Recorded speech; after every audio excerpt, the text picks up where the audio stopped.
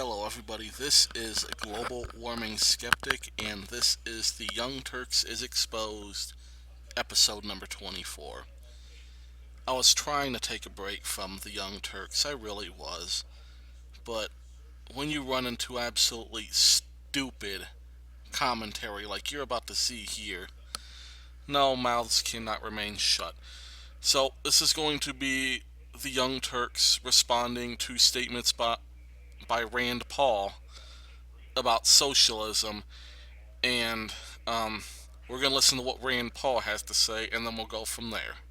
America to succumb to the notion that there's anything good about socialism. I think it's not an accident of history that most of the times when socialism has been tried, that attendant with that has been mass genocide of people, or any of those who object to it. Stalin killed tens of millions of people. Mao killed tens of millions of people. Pol Pot killed millions of people. And soon.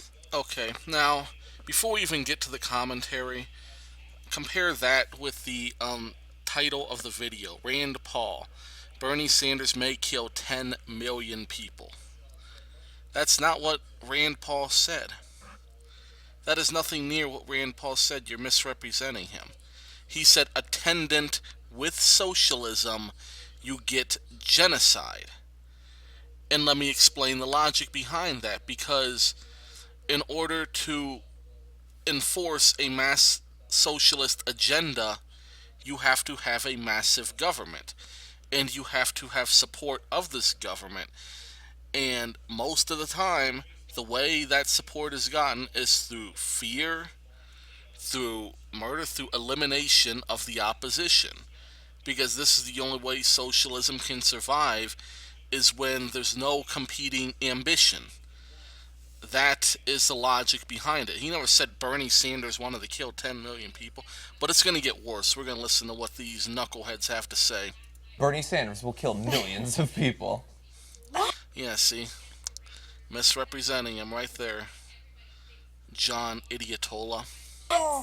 What? Look, I get it. You are now irrelevant because you are low in the polls when it comes to the GOP, and you're done. You're done, right?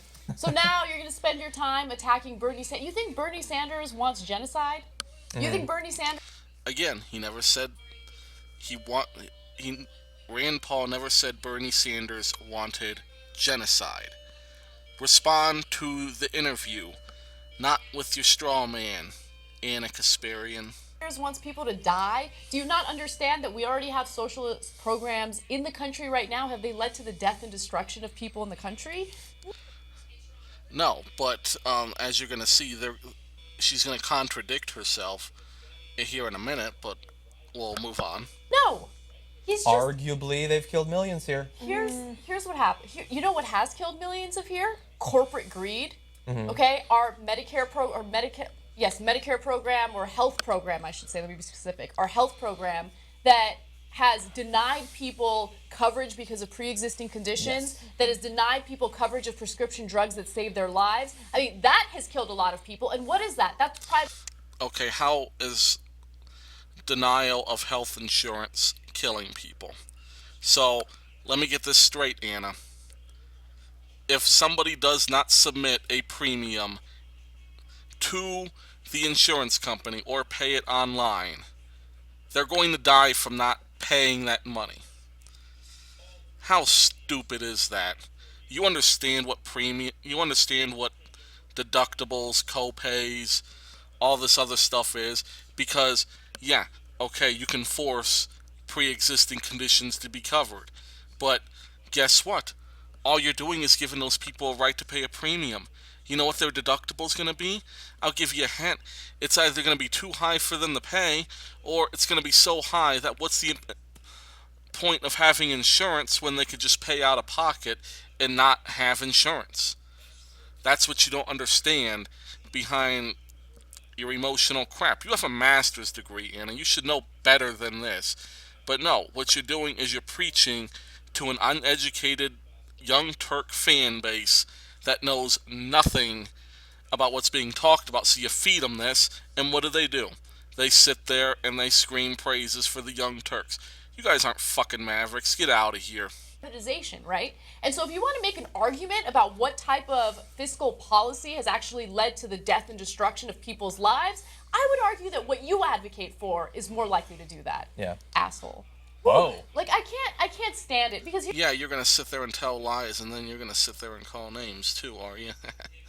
You know, once again, you're no better than MSNBC, Fox News, or anybody else. Don't be claiming shit. here's the thing. I knew without a shadow of a doubt that people would see that Bernie Sanders is surging in the polls, that he's doing well, and they would attack him with the buzzwords, right? They would attack him with, oh, these crazy accusations of like, oh, he's a socialist communist and he's going to do this and that. I mean, we did a story about Trump. What, if socialism and communism can stand on their own, how are they scary buzzwords? Isn't this what you say the people want? So why do you have beef with this terminology? Isn't this a good thing? Isn't this a good thing that he's supporting social? You know, here's the thing. It's like she wants to sweep it under the rug. She doesn't want people knowing he's a socialist because she knows that this is not what the people want. She wants what she wants. Trump yesterday calling Bernie Sanders a socialist slash communist because he doesn't know what either one of those words mean. So he's like, Yeah. let me just say the scariest things for Americans and trick them into thinking that this is a dangerous man. He's Yeah. not a dangerous man. Almost all the other politicians running for president, they're much more dangerous than Bernie Sanders is. Lincoln Chafee. I don't trust him. That guy will get millions Okay, killed. you know what I mean? It's like a front runner. I know, like I know. that. Yeah. Amen, sister. I mean, We're gonna skip this and irrelevant girl.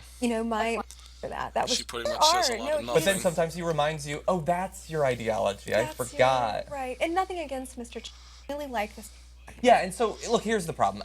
I taught political science courses for a brief period. You're currently a journalist professor. Apparently, we're both failures because Americans grow up having no idea what socialism is, what capitalism truly is, what fascism or communism is. They just use the terms without any reference to actual history. They label movements that are one the other. Pol Pot and Mao and Stalin, they had some issues, but their issue wasn't too strong of a devotion to socialism. No, they were dictators using communism and totalitarian control of the means of production of food and things of that sort. That's what led to the deaths of millions. What about those that are capitalists that did not murder people? There's plenty of dictatorships around the world that don't practice mass genocide. But you know what? It's like I said. The problem is socialism because you need oppressive government control in order to snuff out any public ambition or any other opposition to the main narrative, which is going to be a single party almost every time. Or if there are other parties, those parties are basically powerless to do anything, and they have to stick with the narrative of the main party anyhow. So, bottom line is, yeah, socialism does cause that. That is the problem. That is the link between all those things. You know, and yeah, you can. Let's move on. Sometimes directly, they killed many, or they led to mass starvation and migration and things of that. Yeah, start mass starvation. Yeah, how's that work out? You know, you get government control over all the means of production, and people starve. I wonder how that happens, John. How do you think that happens? You think maybe that the bureaucrats are taking up all the money, the bureaucratic elite with the corruption? You know, you look at a country like China. They're filthy rich, but yet they've got a lot of dirt poor people in that country. What do you think's been happening? They've been fighting bureaucratic corruption at an insane level because all this money that they're getting, these bureaucrats are taking in, and they're creating a shadow economy. They're embezzling, they're taking the money. They're not giving it to the poor. That's not how these things work. See, this is why, again, in a capitalist economy, people can't afford these basic necessities without the government because the government isn't getting in the way. It is allowing the free movement of business throughout the country, small and large. That sort. They weren't Belgium, they weren't Holland, they weren't Denmark. That's not what we're talking about. He is not a communist of the sort of, he's not a Leninist. He's a socialist, and we live as Anna. Yeah, and you look at where those countries are going, they're imprisoning people for criticizing the government in places like Sweden, where they are not allowed to question bringing in migrant Muslims. You have people put in jail for questioning homosexuality. The entire European Union has agreed that hate speech should be a crime. Hate speech is bad, but I'll defend your right to do it. And it's wrong. And that's the way socialism gets. It gets more and more and more, and eventually it just snowballs out of control where nobody has any more freedoms. And that's what you're seeing in Scandinavian nations, where they're having stagnant economic growth, where the people are struggling to have any money whatsoever beyond what the government's giving them. Um, and yes, so Scandinavia, it's not the paradise you think it is. And I've done videos on this if you want to watch those. But moving on. Said, America is a socialist country right now. We have a fairly strong social safety net with a few massive holes in it that need to be plugged. But we already, we take money and we put it into government programs that make people's lives better. Can you imagine privatizing every single element of society? Nothing is a social program, right? So Rand Paul wants to. So we privatize our police force, which, by the way, I know we have our criticisms of the police force now, but you privatize it, and then only the wealthy can provide for themselves when it comes to private security. Okay, if you privatize something, Anna, it does not mean that it does not exist at all. The government can fund a private program through taxpayer money. If there's a private police force, and the government can be a customer for creating that. Now, granted, I don't believe that we should have a private police force, but that's the way privatization would work. It would not mean you don't have any security whatsoever. It just means the private sector is in charge of managing it. Right? So you have that. You privatize all education, meaning that if you're not wealthy enough to pay for education, you're not getting educated. Well, gee, you already have problems with people graduating from college and not being educated, not getting jobs right out of college. They got to go to additional schools. And why is that? Because the government has watered down our education system so much that going to college is pointless. You have to go to some other private place to get your further education. Another thing. We already have a privatized healthcare system, and I already mentioned all the bad things involved in that. And so what happens? Basically, you have to have a certain amount of money just to have a decent lifestyle. Yeah. And then at the same time, you have to deal with wages that have remained stagnant for the last couple decades. They have not kept up with the rise of inflation. Okay, and this is basically the final part we're going to get to with this video. It's just nonsense from here anyhow.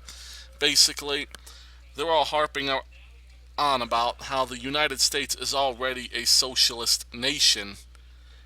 And then they talk about how bad things have been for the past couple of decades. So pretty much what you're saying is that the socialism is making things worse. Yeah, you're right. We have had stagnant wages the last couple of decades. The middle class is basically non-existent now. And so, why is this? I'll tell you why. And it's because you're right. We have embraced more and more socialism, more and more entitlements, etc., etc. And guess what? Things haven't gotten better. So, what you're saying here is Bernie Sanders is going to come in, put all these social programs in. What do you think, that's just going to suddenly make it better? We've been going towards socialism. It's been getting worse, but now with Bernie Sanders, it's just supposed to get better. Plugging the holes in the system is supposed to get better. Get out of here. You look at the GDP growth over the past few decades too. What's it done? It's basically ground to a halt. We've had the largest period where we haven't had a 5% year in GDP in our nation's history. That's right, our nation's history as far as we've measured GDP. We have never seen, basically, over a decade, and I think it might even go back to the 90s if I'm not mistaken, that we have not had 5% plus GDP growth. When we came out of our recession in 2008, for example, our recovery was 1 year we had 3.8%. It's not a recovery. That is not a recovery. See, the way it goes is, okay, you have a depression. You had the Great Depression where we lost 25% of GDP. But guess what? The recovery, you get 10%, 15%, and we've even had as high as 30%. And then in the 30s, it go back down, and then it go way up. It'd be unstable, but you get the growth, the rebound after the crash. And we didn't get that because of this socialist nonsense, discouraging competition. And when you discourage competition, big companies get bigger, small companies go under, and then you get stuff that's too big to fail. That's what it ends up with. The system is designed to fail. And that is why we need to move away from socialism, away from government planning of our lives, and we need to embrace our freedoms. Because once we lose these freedoms, we're not going to get them back. And I'll tell you this right now, the Young Turks is not for your freedoms. Bernie Sanders, as good of a person as he is not for your freedoms. His policies are going to tear this country apart.